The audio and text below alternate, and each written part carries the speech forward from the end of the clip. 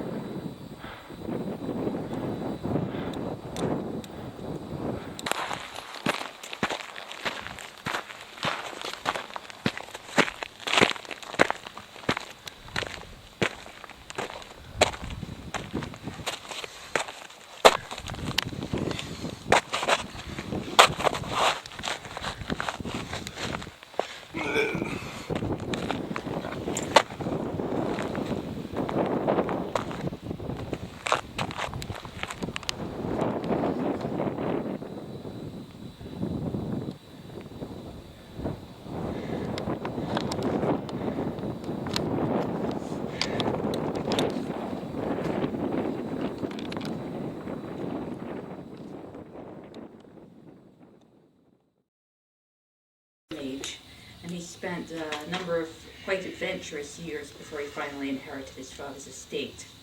Now he's the baron of territory that borders onto a wild country, and the various monsters come raiding out of it. Ish has spent half his life hunting them, and that's the consequences for him. The other character is the Archduke Spymaster, and he's just, in the last scene, he was just through ribbing Ishmael about his rather bumpy adjustment to polite society and his marriage prospects, which made Ish kind of uncomfortable, but now he's really getting down to the business at hand. First speaker is Ishmael. "I presume," Ish said dryly, "you didn't summon me merely to exhibit how well I've learned to walk on my hind legs." Vladimir's face showed brief amusement. "No, Shadow Hunter. It was to hear your impression of last summer." There was that title again. It made Ish uneasy, as it was now several years since he had ceased, by his reckoning, to be a shadow hunter. He was now merely a border lord and border defender. It was quiet. There were only a few minor incursions. Some heard animals killed. 7 people disappeared without violence, and everyone was said to have acted strangely beforehand. He left unstated his conclusion, and Vladimir, to his relief, did not ask him for details. "And as far as you know, has there ever been a year so quiet?" "No," Ish said. And if there was ever another one, he would go quite mad. He had spent half the summer pacing the walls of his manor house, expecting at any hour a desperate messenger on a broken horse. The other half he'd spent on the road, driving his guard troop from village to village along the border roads. His men, at least, had enjoyed their heroes well, and never any sign that they would not prey on each other given the opportunity. And there is nothing to indicate that this is the way it might not always be. But the question I've put to myself and would like to put to you: what would happen if a breed of Shadowborn that arose that would dominate and unify all the breeds of Shadowborn? What do you suppose would happen if a breed of Shadowborn arose that had the intelligence, cunning, and ambition of men? Envision an army, Ishmael, made up of Scavern and Glazon and led by, say, one like our own Ferdinand Lemire, perhaps. Envision that army sweeping down from the high passes into the borders, and then say, "Do not ask me to do this." Okay?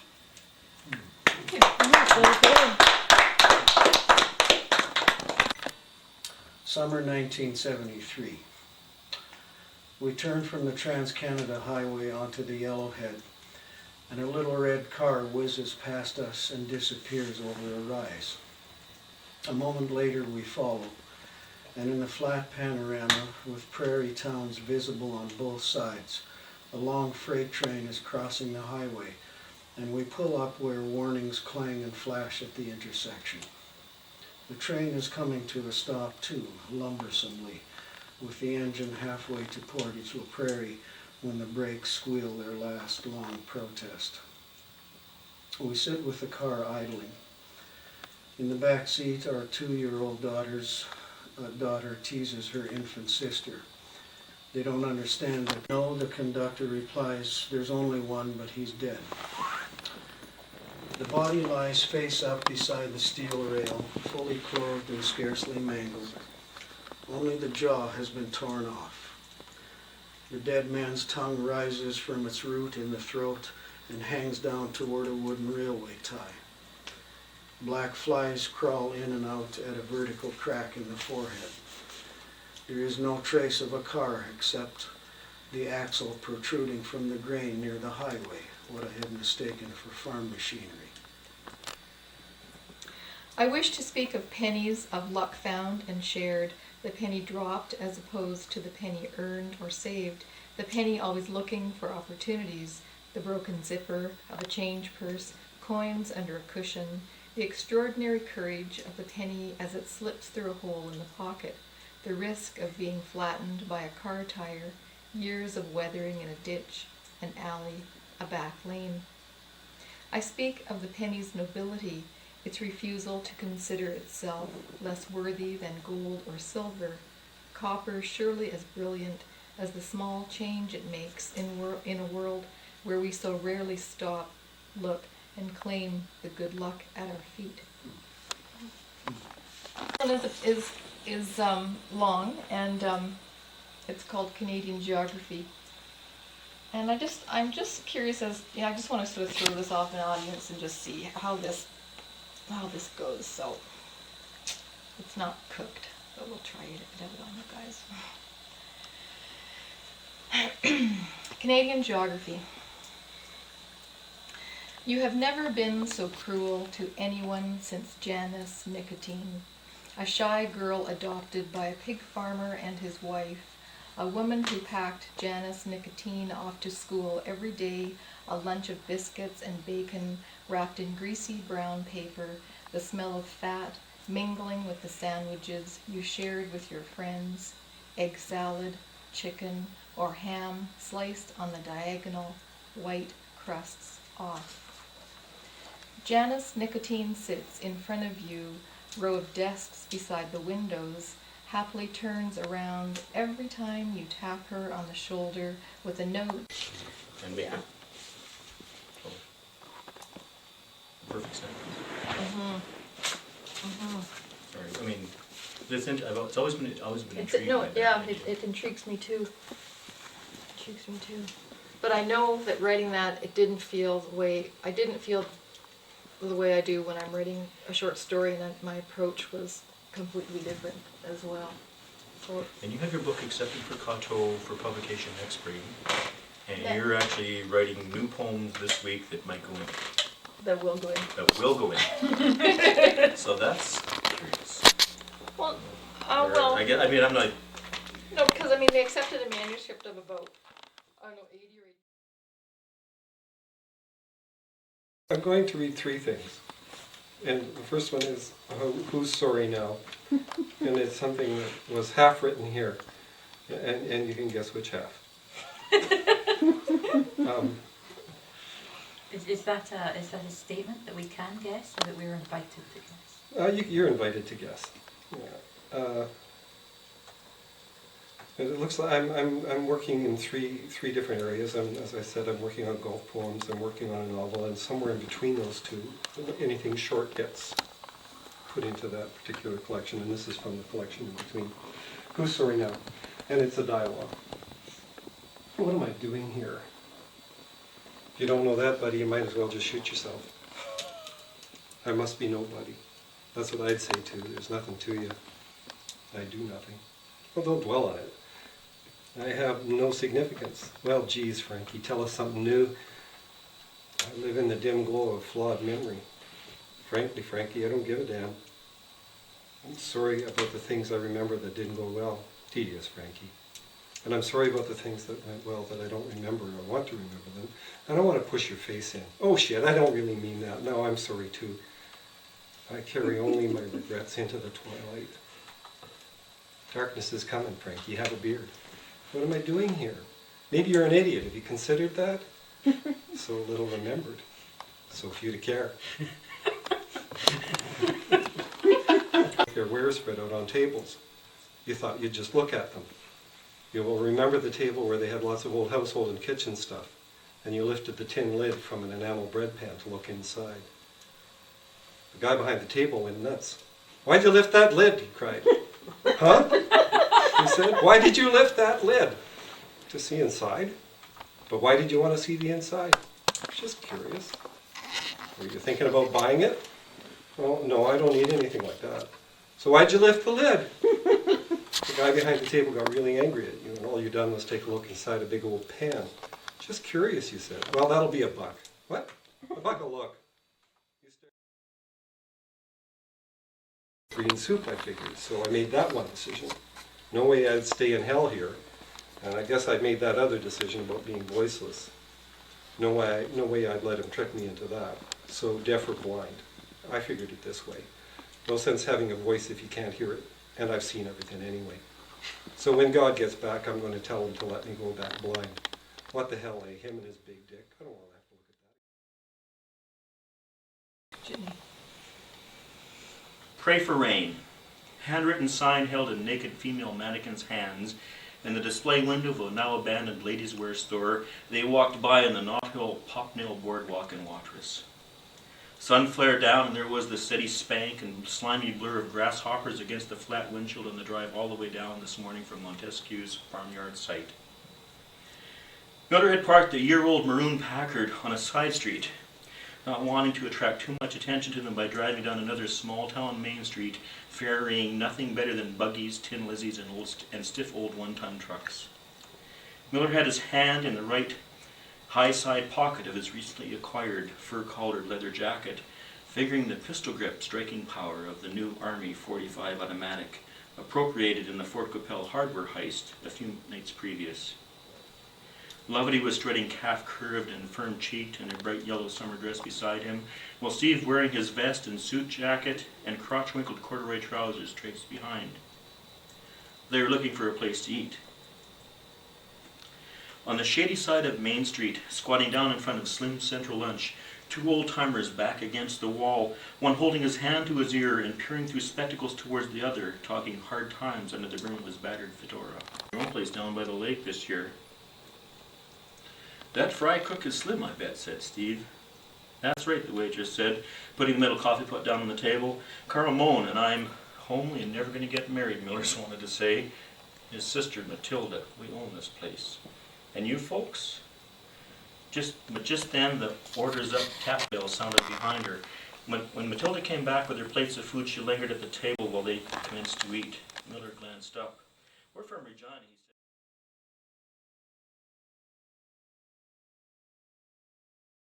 Gail Spencer, not a young woman, but not an old woman either. Just a woman who has come to a wobbly place in life. If she leaves her pills untouched, these peach-hued, smooth capsules counted and waiting in the plastic case, if she leaves them there, who will mind? Truth is, no one. Not a soul. Except the doctor who, on her next visit, will sigh and shake his head as though she'd been sent to his office by Mrs. M. Illness for remonstration and deliverance from her errant ways. Deliverance, a hopeful word. Her friend Marion said, "Why do you write about death all the time? Can't you write a happy ending for a change?" There are no happy endings, Marion. Everything sooner or later ends in death. That is God's truth, and Gail will not write lies. She will write truth. What is truth? Pilate asked before handing Jesus over to be scourged and crucified. A necessary question because, if there is no truth, scourging and crucifying can be reasonable. Even in his servants he puts no trust, and in his angels he charges with error. How much more those who dwell in houses of clay, whose foundation is in the dust, who are crushed before the moth. I am a house of clay, thinks Gail. Nothing but animated dust. I am a fallen leaf spiraling in an eddy before the last sucking pull to mud. Marion finds Gail's thinking morbid, inexcusable for anyone, no matter what her loss. Marion's motto is carpe diem.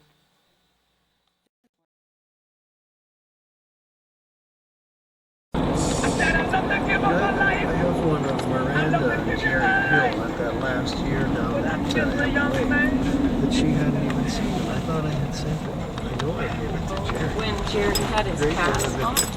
Well, yeah, that's right. And but there were the two of them out in the rowboat. So I have to dig that out and send it to her. It's all right, baby. I understand. Move ahead and do your thing.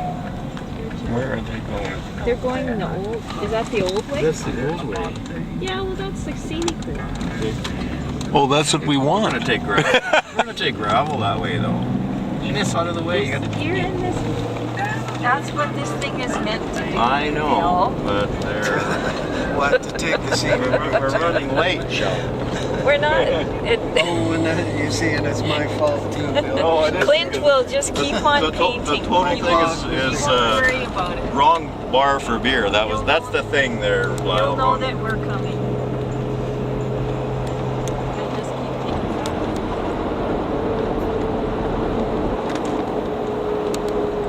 Pretty smart truck you got, Bill.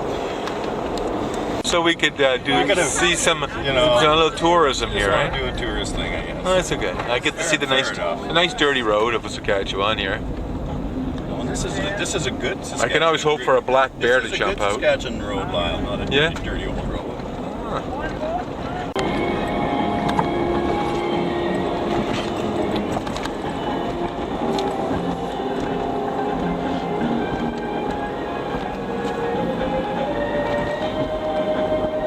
Like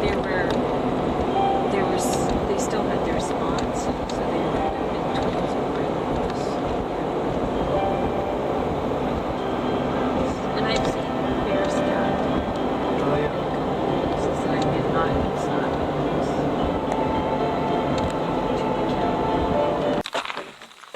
put it in my bottle. I think that's just nice to get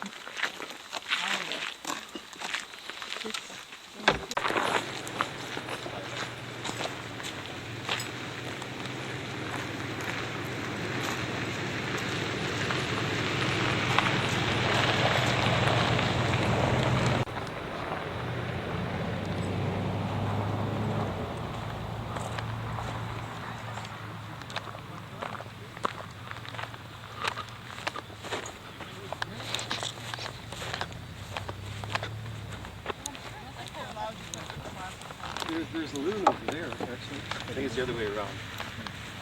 Here, it's Clint. Is he in a white? No, he has a turquoise car. I brought my binoculars. I should have brought my video camera when we could have had a game of dueling videos. Oh yeah, that's right. Down there. But I didn't bring it. There and then there you go. He said he was be here, but I hope he didn't. Oops, sorry. That worked. It ain't gonna hurt. Okay. Maybe we should give her 2. You know, yeah, you are, but you know what? Sometimes if you're not focused, Great. Coming out in buckets.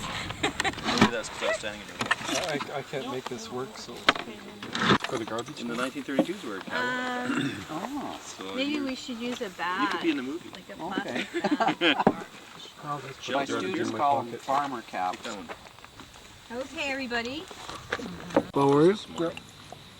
53-year-old guy used to But not in a participating way, though. wasn't feeling well, went and had some tests on early Yeah, July. Were you? Oh, no, then I misread that, yeah. I'm trying to remember. Were you at that funeral? She needs to give us coffee with this. There was somebody from the arts community who. Well, John Penner talked. Oh yeah, John. Yeah, John was pretty. Who else? I mean, the last couple of years when Lauren wasn't doing well, maybe between Betsy There was- and John and you guys did do well with There was some woman who had been an alderman. She was. No, that was Tilly Taylor, and she was a judge. I got a couple of old bad days. bites. Yesterday golfing, I tell you, I've got bites all over my legs. Those little black flies. Vinyl as well, did you say? Yeah, I got about 300 albums. And tapes and CDs. Yeah, well, actually, you know what I did? I don't have a lot of original cassettes. Usually, I would buy an album and tape it. Yeah. But now I just have a lot of CDs, and I'm not. My kids download a lot of stuff, but I don't have the patience to download. Okay, well, I'm gonna run up this trail because I wasn't sure whether Verla was coming up. She's supposed to might be there around 7:30 at the colony. Oh, yeah? So if I have to go back, Well, I think I'll come back with you. look, it's not that I, I mean, No, I know. like she was supposed to come up for the reading on Wednesday, and then she said she might come up Friday or Saturday, and I couldn't get a hold of her today to tell her I was doing this. So just in case she comes, I don't want to just leave her there. Binoculars? No. Really, it's right here, Bill. Okay. Right there. Okay, well, we'll tag along for a minute.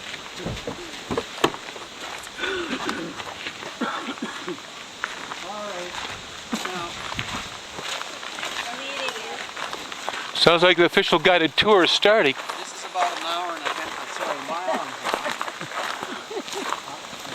Yeah, this is commensurate with your 10 minutes to.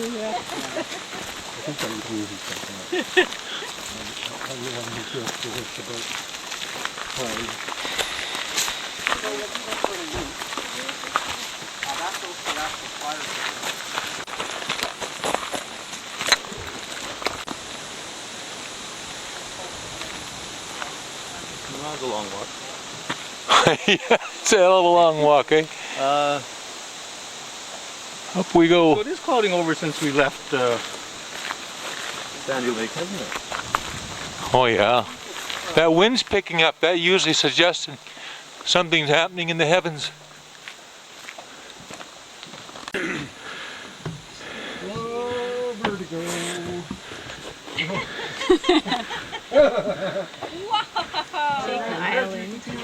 Oh, that's Waskesiu? Yeah, that's Waskesiu Lake over there. Yeah, it's Waskesiu. When they first built this, the trees weren't this high. You could see, you know, all the way around there. You could see into the, that's Bear Claw Creek in there. And you could see this way too. So it showed that much.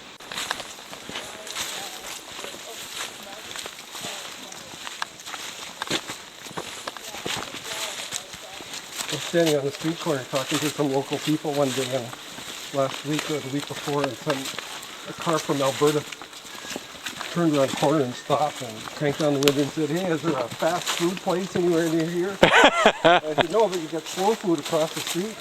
And these local people laughed really hard. They thought I was making a joke. Yeah, they probably didn't know, eh? No, they didn't.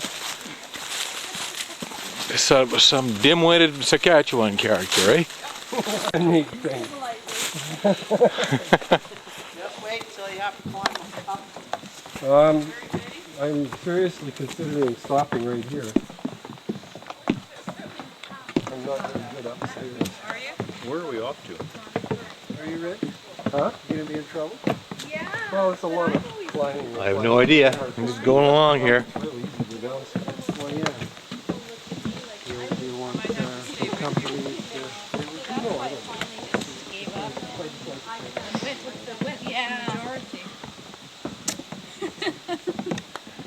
This is just like Boomtown.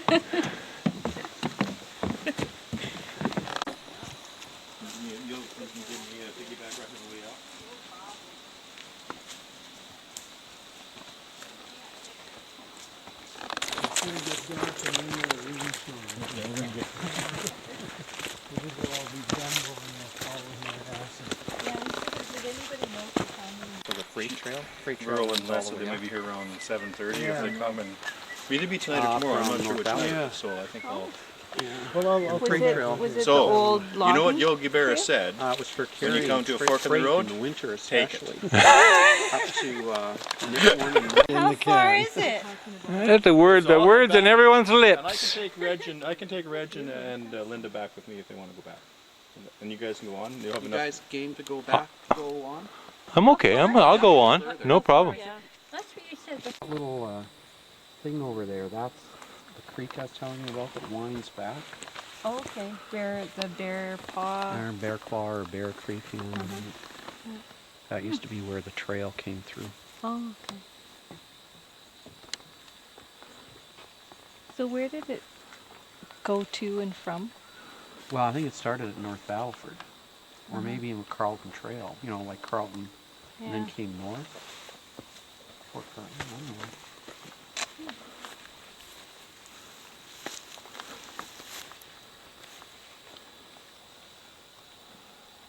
Well, I suppose if they had. There must have been a lot of logging and stuff here too, just like in Narrow Hills. Yeah. Oh, they stopped it in the 20s, eh? Here, Yeah, because that's when it was a cut. yeah, I remember. Like, Yeah, for some reason. and there's the fire tower.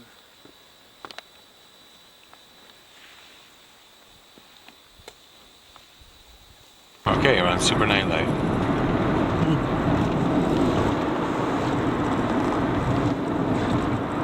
This is a feature of all these videos. In TV, you see it now. Like on Survivor or something like that. Oh, yeah. You see them doing it all night. They use these kind of lights. Uh-huh. And you'll see the... yeah, you know right away how they're doing it. I've seen it on news programs and stuff like that, too. Okay, now.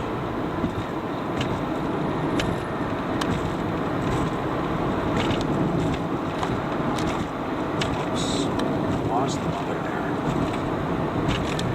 I'm just gonna. Don't think we'll see another deer now.